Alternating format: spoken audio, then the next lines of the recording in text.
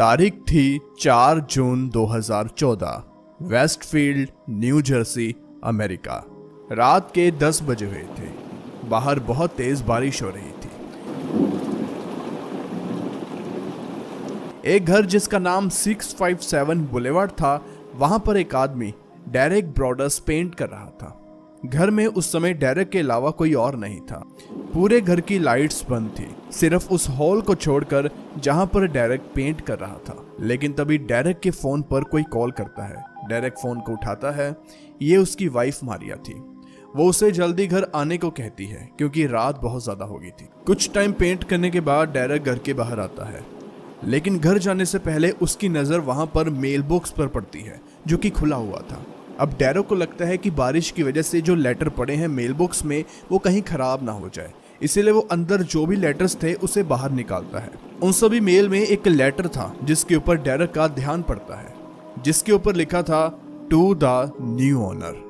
Derek इसे काम letter समझकर पढ़ने लगता है, लेकिन उसे क्या पता था कि इसे पूरा पढ़ने के बाद उसकी जिंदगी पहले जैसी दोबारा कभी नहीं हो पाएगी। और वो एक ऐसे केस का शुरुआती लिंक बनने वाला था जिसने आगे चलकर पुलिस, FBI, डिटेक्टिव सभी के हाथ खड़े करवा दिए। वेलकम टू वनेम show and this is the case of watcher family.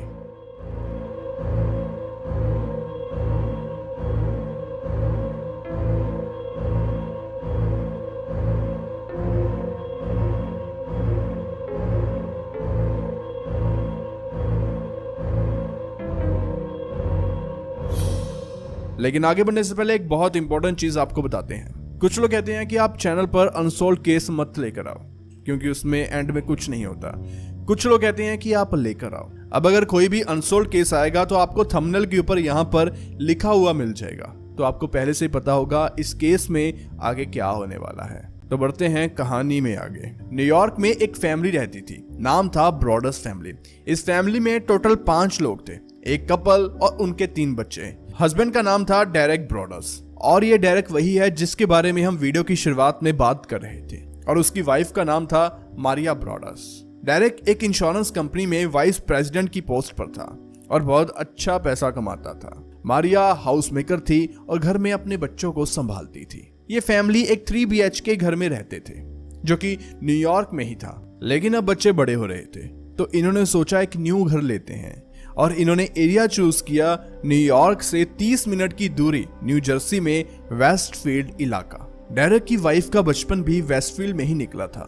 Westfield America के सबसे शांत और सेफ इलाकों में से एक है, लेकिन इनके लिए वहां पर सब कुछ बदलने वाला था क्योंकि इन्हें बुला रहा था वेस्टफील्ड में बुलेवार्ड स्ट्रीट पर एक घर जिसका नाम था 657 बुलेवार्ड।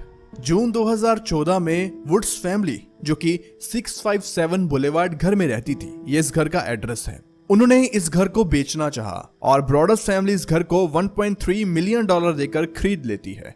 इस घर में 6 बेडरूम थे, 4 वॉशरूम थे, 4 फायर प्लेसेस थी और एक बहुत बड़ी बेसमेंट थी। इस घर में वो सब कुछ था जो इस फैमिली को चाहिए था। इस घर में शिफ्ट होने से पहले डेरेक सोचता है क्यों ना इस घर में रेनोवेशन करवाई जाए और इस घर में अपने हिसाब से चीजों को सेट किया जाए। तो रेनोवेशन का काम शुरू होता है और आ जाता है वही दिन जब रात को डेरेक 10 बजे इस घर के अंदर पेंट कर रहा था और जब उसे वो लेटर मिलता है। डेरेक उस लेटर को पढ़ना शुरू करता है। उस लेटर में लिखा हुआ था, मेरे नए पड़ोसी जो 657 बुलेवार्ड में रहने आए हैं, आपका स्वागत है। आप यहाँ कैसे पहुंचे? क्या 657 बुलेवार्ड ने खुद आपको बुलाया? क्या इसकी दीवारों के अंदर छिपी ताकतों ने आपको यहाँ लाया? 657 पिछले कई दशकों से मेरे परिवार के अधीन रहा है। अब जब इस घर को बने 110 साल होने वाले हैं तो इसकी पूरी जिम्मेदारी मेरे कंधों पर आ चुकी है। मेरे दादा ने 1920 के दशक में इस घर पर नजर रखी थी, मेरे पिता ने 1960 के दशक में, और अब बारी मेरी है। क्या आपको इस घर का इतिहास पता भी है? क्या आपको मालूम है इसकी दीवारों के अंदर क्या छिपा है? आप यहाँ क्यों आए ये तो मैं पता लगाऊंगा, लेकिन आपको ये पता नहीं चलेगा कि आपके साथ अब क्या होगा। मैंने देखा है कि आपने मजदूरों से घर में काम करवाना शुरू भी कर दिया। आप घर को वैसे रूप में बदल रहे हैं जैसा इसे नहीं होना चाहिए और जैसा ये नहीं होना चाहता। ये आपका बहुत बुरा कदम है। आपने 657 बुलेवार्ड को नाराज कर दिया। आपके बच्चे हैं, मैंने देखा भी है। अब तक मैंने 3 गिने हैं। अब आप सोच रहे होंगे कि मैं कौन हूं। हर दिन यहाँ पर कई 100 कारें जाती हैं, शायद मैं उनमें से एक हूं। कई खिड़कियां, कई दरवाजे जहां से 657 बुलेवार्ड को देखा जा सकता है, शायद उनमें मैं खड़ा होकर हमेशा 657 बुलेवार्ड को देखता हूं। शायद मैं उन लोगों में से हूं जो रोज आपके घर के बाहर से गुजरता है, और शायद कभी कभी अंदर भी आ सकता हूं। स्वागत है मेरे दोस्तों, स्वागत है। खेल तो अब शुरू होने वाला है। The watcher.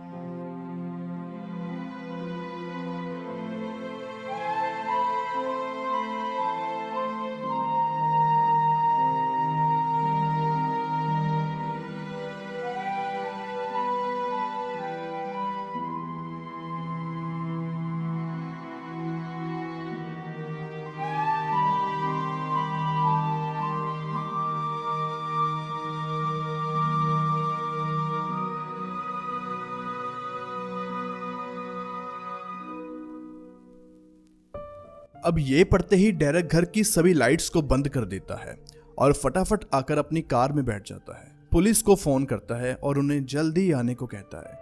ये सब डेरेक इसीलिए कर रहा था क्योंकि उसे लग रहा था कि शायद उसके अलावा उस समय घर में कोई और भी है। तभी वहां पर 2 पुलिस ऑफिसर आ जाते हैं। डेरेक उन्हें लेटर दिखाता है और पूरी कहानी बताता है। फिर डेरेक और वो 2 पुलिस ऑफिसर घर के एक कमरे में जाते हैं, एक वॉशरूम में जाते हैं और चेक करते हैं, लेकिन वहां उन्हें कोई नहीं मिलता।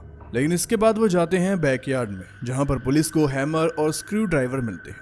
पुलिस वाले डेरेक से पूछते हैं कि ये सब क्या है। डेरेक बताता है कि यहाँ पर कंस्ट्रक्शन का काम चल रहा है, शायद ये उनका सामान होगा। पुलिस डेरेक को ये सामान वहां से हटाने को कहते हैं, क्योंकि क्या पता वहां पर कोई आ जाए और इसी सामान का इस्तेमाल कर वो विंडो को तोड़कर घर के कहीं अंदर न चले जाए। अब पुलिस के जाने से पहले डेरेक घर को अच्छे तरीके से लॉक करता है, और जब पुलिस जाती है उसके साथ वो भी अपने घर की तरफ चला जाता है। घर जाकर ये सारी चीजें डेरेक अपनी वाइफ को बताता है और बाद में लैपटॉप उठाता है और ईमेल करता है वुड्स फैमिली को, जिससे उसने ये घर खरीदा था। क्योंकि लेटर में उस वॉचर ने लिखा था कि वो कई सालों से इस घर की निगरानी कर रहा है। क्या वुड्स को भी इस तरीके के लेटर्स आते थे?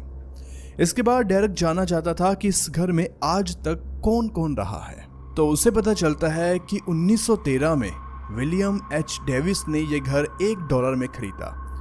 उसके बाद उसने 1947 में एर्नेस्ट को यह घर $1 में बेच दिया। अब यहाँ पर डेरेक सोचता है कि $1 में उसने ये घर क्यों बेचा। फिर उसे पता चलता है कि एर्नेस्ट डेविस का बेटा ही था। लेकिन फिर 1951 में एर्नेस्ट ने यह घर डिलार्ड और मैरी बर्ड को बेच दिया, वो भी सिर्फ $1 में। लेकिन हैरानी की बात तो ये थी कि एर्नेस्ट ने जिनको घर ये बेचा था $1 में, उनका आपस में कोई रिश्ता भी नहीं था। अब डेरेक फिर से सोचने पर मजबूर हो जाता है कि ऐसा क्या था कि ये घर सिर्फ $1 में फिर से बेच दिया गया। खैर, इसके बाद 1955 में ये घर मैरी बर्ड और डिलार्ड बेच देते हैं लॉरेंस और मैरी होम्स को।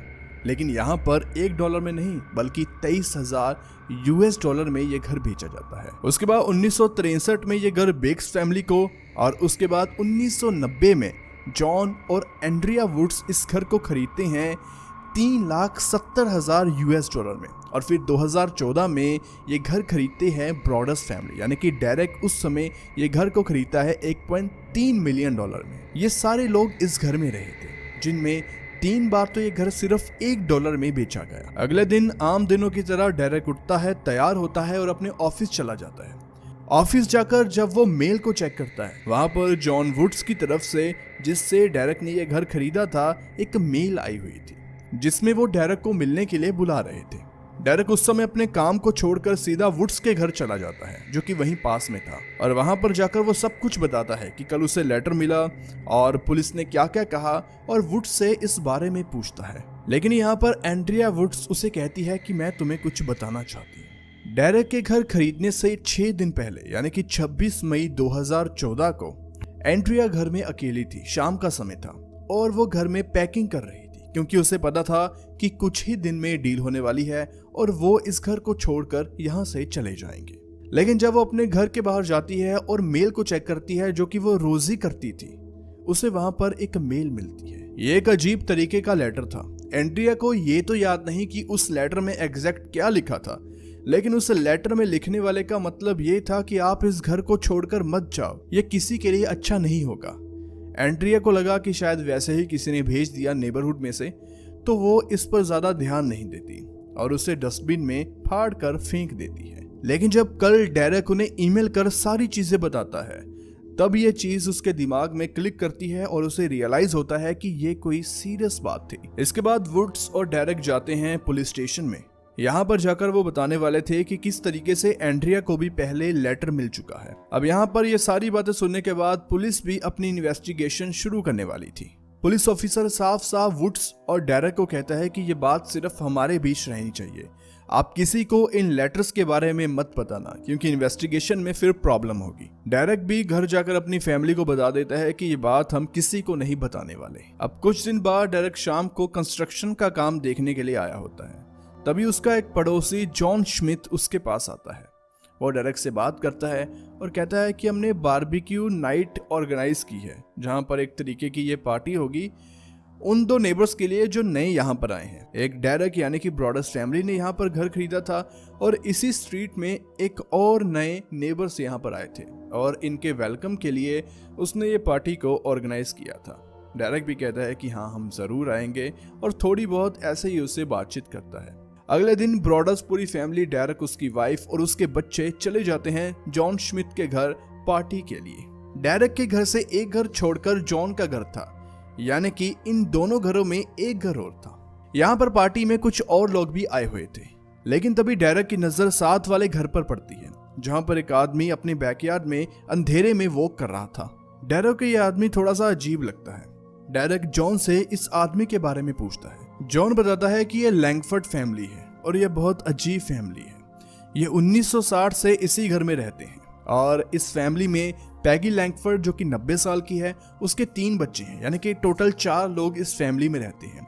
जो 3 बच्चे हैं वो भी 60-60 साल की उम्र के होंगे, लेकिन उन्होंने शादी नहीं करी।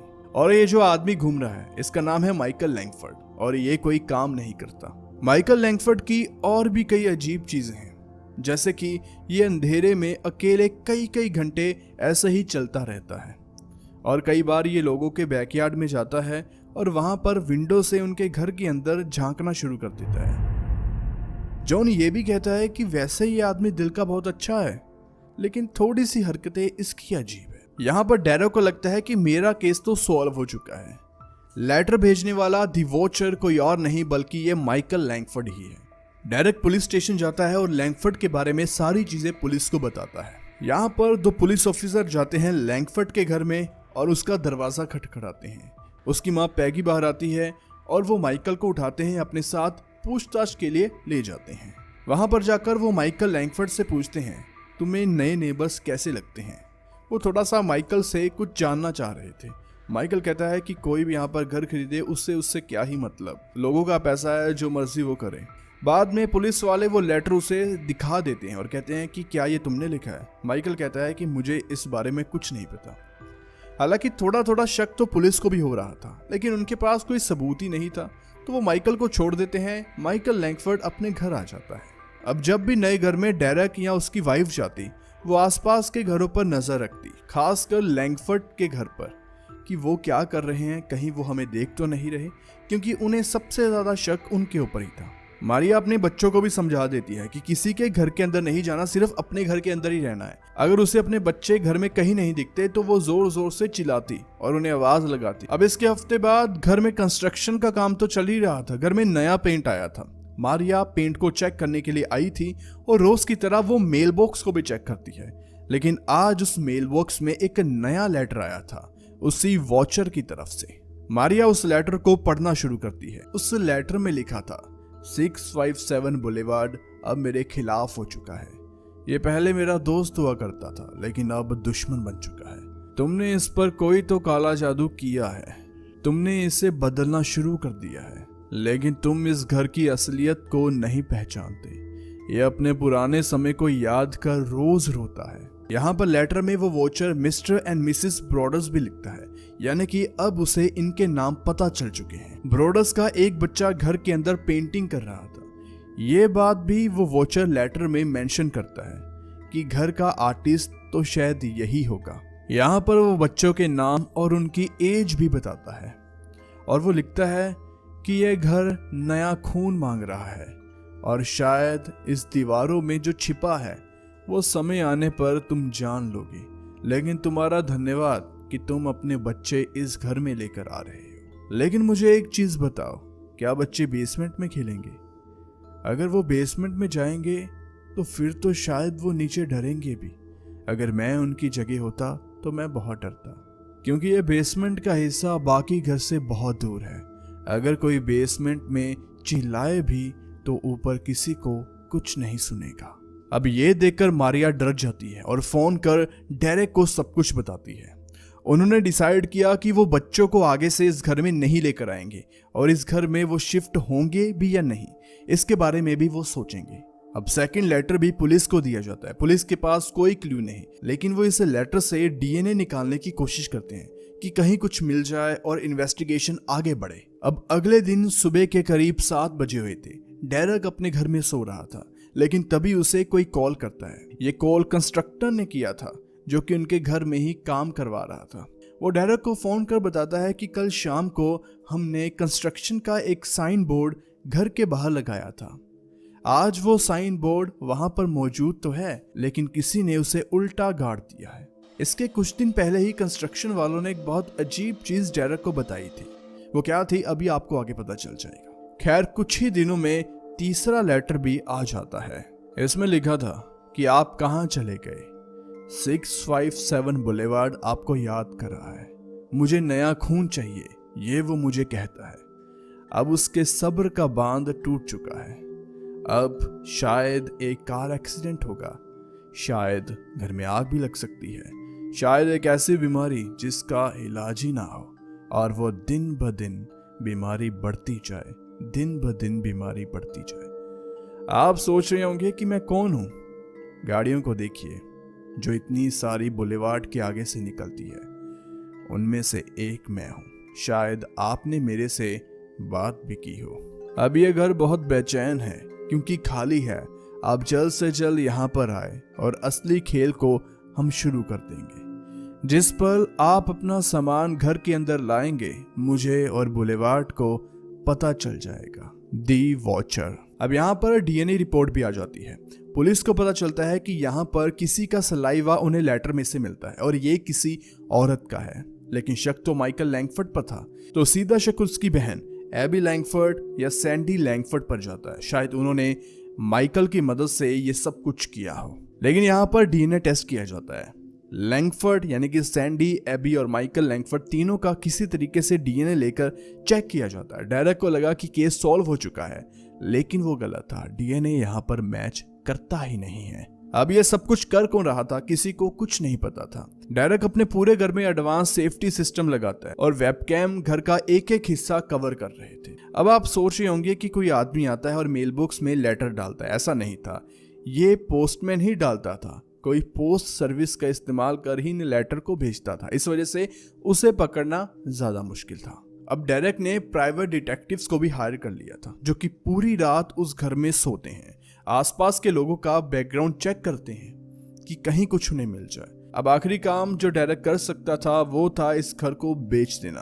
1.3 मिलियन डॉलर में ये घर को उसने खरीदा था। 1.4 मिलियन में वो बेचने के लिए लगा देता है, क्योंकि उसने कंस्ट्रक्शन भी करवाई, उसके ऊपर भी खर्चा हुआ था। लेकिन कई दिन निकल जाते हैं, एक भी व्यक्ति का इस घर को खरीदने के लिए कॉल नहीं आता। उसे लगा था कि जब मैं इस घर को बेचने के लिए लगाऊंगा तो फटाफट लोग आएंगे और जो अच्छे पैसे देगा मैं उसे बेच दूंगा। लेकिन जो कहानियां थी इस घर को लेकर वो सभी ने लगभग अब सुन ली थी। अब सबको ये जानना था कि इस घर की दीवारों के अंदर क्या है, लेकिन इस घर को कोई खरीदना नहीं चाहता था। इसी बीच वेस्टफील्ड में रहने वाला एक लड़का डेविड, जो कि न्यूयॉर्क में पढ़ता था, जब वो बुलेवार्ड स्ट्रीट पर आता है तब उसे वहां पर एक गाड़ी खड़ी हुई दिखाई देती है उस गाड़ी में ड्राइवर सीट पर एक आदमी बैठा था जो कि एक कैमरे की मदद से 657 बुलेवार्ड की वीडियो बना रहा था। अब डेविड को ये चीज थोड़ी सी अजीब लगती है, इस घर की वीडियो कोई क्यों बना रहा है। जब ये बात अपने एक दो दोस्तों को वो बताता है तो उसे 657 बुलेवार्ड की ये कहानी के बारे में पता चलता है, तो वो सीधा पुलिस स्टेशन में जाकर इसके बारे में बताता है। लेकिन ये कार उस घर से बहुत दूर खड़ी थी और किसी भी सीसीटीवी कैमरा ने इसे कैप्चर नहीं किया। अब यहाँ पर ना तो उस वोचर का कोई लेटर आ रहा था, ना ही घर को खरीदने वाले की कॉल आ रही थी। जो लोग आ रहे थे वो इस घर को हाफ अमाउंट देकर खरीदना चाहते थे। यहाँ पर एक प्रॉपर्टी डीलर डेरेक के पास आता है। वो कहता है कि एक काम करते हैं, घर नहीं बिक रहा, इस घर को 2 घरों में डिवाइड कर देते हैं, दोनों को 1-1 मिलियन में बेच देते हैं। लेकिन ये बात जाती है अथॉरिटी के पास, क्योंकि वहां से अप्रूवल चाहिए था। वो इस ऑफर को रिजेक्ट कर देते हैं कि यहाँ पर घर डिवाइड नहीं होगा। तो ये प्लान भी डेरेक का फेल हो जाता है। इसी बीच एक फैमिली डेरेक के पास आती है जिसमें 2 बूढ़े लोग थे, उनके 2 बच्चे थे और 2 उनके पास बड़े बड़े कुत्ते थे। वो कह रहे थे कि इस घर को हम रेंट कर लेते हैं, रेंट पर इस घर में हम रह लेंगे। डेरेक कहता है कि आप खरीद लो। वो कहते हैं कि नहीं, हम खरीदेंगे नहीं, हम रेंट पर रहना चाहते हैं। लेकिन 2 हफ्ते के बाद उनके दोनों कुत्ते बीमार हो जाते हैं और उनके घर में आता है वॉचर की तरफ से एक लेटर। उसमें लिखा था, तुम लोग बहुत होशियार बन रहे हो, मैं बहुत समय चुप रहा लेकिन अब मुझे फिर से बोलना पड़ेगा। मैं वो जिससे तुम जानते हो, पड़ोसियों के झुंड में मैं एक हूं जो हमेशा तुम्हें देखता है। यहाँ पर वॉचर को यह भी पता चल गया था कि डेरेक प्राइवेट डिटेक्टिव की मदद से वॉचर के ऊपर ही नजर रख रहा है। तुम मुझे घूरते हो, मुझे जानने की कोशिश करते हो, कुछ नए लोगों को इस घर के अंदर भी लेकर आए ताकि मुझे तुम जान पाओ, लेकिन तुम मुझे कभी नहीं जान पाओगे और मैं तुम्हारे बारे में सब कुछ जानता हूँ।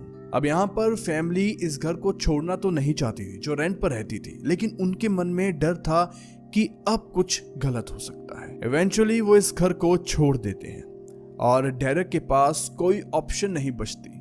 उसे यह घर जो कि उसने 1.3 मिलियन डॉलर में खरीदा था, $9 लाख में बेचना पड़ता है, यानी कि $4 लाख का नुकसान, और ऊपर से कंस्ट्रक्शन में उसने पैसे लगाए वो अलग से। डेरेक को उम्मीद थी कि वॉचर पकड़ा जाएगा और वो अपनी फैमिली के साथ अपने इस ड्रीम घर में शिफ्ट हो जाएगा, लेकिन खैर ऐसा कभी नहीं हो पाया। लेकिन अब जानते हैं कि यहाँ पर आखिर हो क्या रहा था और कौन हो सकता है असली वॉचर। इन्वेस्टिगेशन के टाइम पर एक रात 11 बजे पुलिस की टीम आती है और बुलेवार्ड की बैकयार्ड में जाकर छुप कर बैठ जाती है और वहां पर दूरबीन से वो आसपास देख रहे थे और वॉचर को पकड़ने की कोशिश कर रहे थे। तभी एक गाड़ी 657 बुलेवार्ड के सामने आकर रुकती है।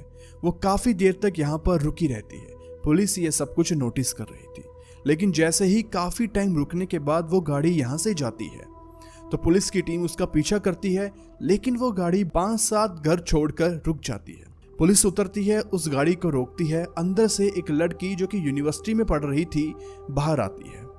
पुलिस वाले उससे पूछते हैं कि तुम इतनी रात को यहाँ पर क्या कर रही हो। वो बताती है कि इसी स्ट्रीट में मेरे बॉयफ्रेंड का घर है और मैं उसके घर पर आई हूँ। पुलिस वाले पूछते हैं तो तुम उस घर के बाहर इतना समय क्यों रुकी थी। तो यहाँ पर वो एक लड़की चीज बताती है। वो कहती है कि मुझे इस घर की एक कहानी के बारे में पता चला कि एक फैमिली आई है, कोई वॉचर उन्हें लेटर भेज रहा है। वो कहती है कि मेरा बॉयफ्रेंड बहुत डार्क तरीके की गेम्स को खेलता है और उसमें वो अपना नाम रखता है दी वॉचर। मुझे डर है कि कहीं वो ये सब कुछ तो नहीं कर रहा। मैं चाहती हूँ कि बातें आगे बढ़ने से पहले ही ये केस सॉल्व हो जाए। पुलिस वाले उस वॉचर को पूछताछ के लिए बुलाते हैं, लेकिन वो काफी टाइम से न्यू जर्सी से बाहर रह रहा था, तो यहाँ पर उसके ऊपर कुछ ज्यादा शक नहीं होते, ना ही उसके खिलाफ कोई सबूत था। अभी मैंने आपको एक चीज बताई थी कि कंस्ट्रक्शन वालों ने एक और अजीब चीज डेरेक को बताई थी। वो ये थी कि इनके घर के पीछे एक घर है, वहां पर एक बूढ़ा कपल रहता है। कंस्ट्रक्शन वालों ने डेरेक को बताया कि एक दिन ये दोनों दीवार के पूरा करीब दीवार की तरफ घूर रहे थे और हमारी घर की तरफ चेयर लगाकर बैठे थे। करना तो इन्हें क्या चाहिए था कि दीवार की तरफ उस चेयर की बैक होती और ये अपने घर की तरफ देखते, लेकिन ये शायद इस घर में क्या हो रहा है ये जानने, ये सुनने की कोशिश कर रहे थे। इस कपल में जो हस्बैंड था उसका नाम था बिल वुडवर्थ, जो कि एक पेंटर था। बाद में एक बात पता चलती है, इस बिल की एक बेटी है जिसकी शादी एक आदमी से हुई है जिसका बचपन बीता है 657 बुलेवार्ड में और उसकी फैमिली पहले यहाँ पर रह रही थी। और वॉचर को जितना इस घर के बारे में पता है तो ऐसा ही लगता है कि वॉचर शायद इस घर में रहा हो। और जो बिल है, उसकी बेटी का जो हस्बैंड है, उसका पूरा बचपन इस घर में बीता है, तो उसे घर की हर एक चीज के बारे में पता हो सकता है। तो खैर, अब डिकोड करने की कोशिश करते हैं कि कौन वॉचर हो सकता है। लेकिन एक बात तो तय है कि वॉचर चाहे कोई भी हो, वो डेरेक के घर के 50 मीटर के रेडियस में ही रहता है। ऐसा क्यों? क्योंकि डेरेक के घर के बाहर बड़े बड़े पेड़ लगे हुए हैं, और अगर कोई दूर से उनके घर के ऊपर नजर भी रख रहा होगा तो उन पेड़ों की वजह से अंदर क्या हो रहा है उस वॉचर को नहीं दिखेगा।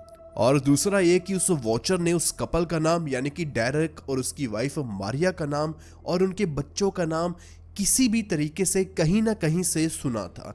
इसी वजह से उसने लेटर में भी वो मेंशन किया था। ऐसा तभी पॉसिबल है कि अगर वो उनके घर के आसपास में रहता है। और कोई अनजान आदमी वॉचर क्यों नहीं हो सकता? इसके पीछे का कारण है कि अगर कोई अनजान आदमी इनकी सड़क से गुजरता और बार बार वो गुजरता तो कभी ना कभी कोई ना कोई उसे जरूर देख लेता और शक होने पर उसे पकड़ लेता, जो कि ऐसा नहीं हुआ। अब यहाँ पर हमारे पास 3 सस्पेक्ट हैं। उस स्कैमर को तो हम पहले ही बाहर निकाल देते हैं। पहला कारण ये कि वो यहाँ पर रहता नहीं था। दूसरा, अगर वो यहाँ पर रहता भी था, उसका घर ब्रॉडर्स फैमिली के घर से काफ़ी दूर था, तो वो छोटी मोटी बातें नहीं सुन सकता था, और वहाँ से इनकी फैमिली के ऊपर नज़र बनाना और घर के ऊपर नज़र बनाना बहुत मुश्किल थी। अब बचते हैं 2 लोग, माइकल लैंगफोर्ड और बिल वुडवर्थ। लेकिन अब सवाल यह है कि सिर्फ यही 2 क्यों? कोई और भी तो वॉचर हो सकता है। देखिए, पहला लेटर आया था 4 जून को, और ब्रॉडर्स फैमिली ने यह घर खरीदा था 2 जून को, और वुड्स ने घर बेचने के पहले घर के बाहर सेल का वो बोर्ड नहीं लगाया था, तो किसी को नहीं पता था कि ये घर अभी बिक जाएगा। और घर बेचने के सिर्फ 1 दिन बाद ही वो लेटर ब्रॉडर्स फैमिली के पास पहुंच गया। मतलब कि उस वॉचर को पहले से ही पता था कि ये घर अब बिक जाएगा, और उसे ये भी पता चल गया कि किस दिन ये घर एग्जैक्टली बिका। ऐसा सिर्फ आसपास के लोगों को ही पता चल सकता है। अब घर में क्या हो रहा है, कौन क्या बोल रहा है, इसकी पूरी आवाज लैंगफोर्ड के घर तक भी जाएगी और साथ में वुडवर्थ के घर तक भी जाएगी, और इसी तरीके से दोनों को बच्चों का नाम भी पता चल सकता है। अब आखिरकार इन दोनों में से वॉचर था कौन? देखिए, जब पहला लेटर पुलिस को मिलता है और पुलिस पूछताछ के लिए जाती है लैंगफोर्ड को उठाकर पुलिस स्टेशन में, तो वहां पर जाकर उससे पूछा जाता है कि क्या ये लेटर तुमने भेजे हैं। लैंगफोर्ड साफ साफ मना कर देता है, लेकिन उसके बाद भी लेटर आते रहते हैं। अगर ये सब कुछ लैंगफोर्ड ने किया होता तो शायद वो पुलिस के डर से उसके बाद लेटर कभी ना भेजता, लेकिन ऐसा नहीं हुआ। लेटर्स आते गए। लेकिन इसका एक दूसरा पहलू भी है। क्या पता लैंगफोर्ड सोच रहा हो कि अगर अभी मैंने लेटर्स को भेजना बंद कर दिया तो पुलिस समझ आएगी कि ये सब कुछ मैंने किया, और अब डर के मारे मैं आगे से लेटर्स को नहीं भेज रहा। लेकिन उससे डीएनए का क्या, जो पुलिस ने लैंगफोर्ड की बहनों का भी टेस्ट किया, लैंगफोर्ड का भी किया, लेकिन किसी से वो मैच नहीं हुआ। खैर, ये सारी चीजें बिल वुडवर्थ की तरफ इशारा कर रही है, लेकिन अब बड़ा सवाल तो यही है, उसके पास भी क्या ही मोटिव था। खैर, जो भी हुआ हो, इस केस में चाहे कोई बड़ा क्राइम ना हुआ हो, लेकिन जिस चीज से ये फैमिली गुजरी है वो तो सिर्फ यही जानते हैं। लेकिन जाने से पहले आप इस केस को जरूर देखिए। एक प्रिंसिपल जिसका एक स्कूल में मर्डर हो जाता है, स्कूल में है 12 बच्चे, उसकी वाइफ, इन 13 लोगों में किसने मारा उस प्रिंसिपल को, इस केस को जरूर देखिए। Thanks for watching one M show.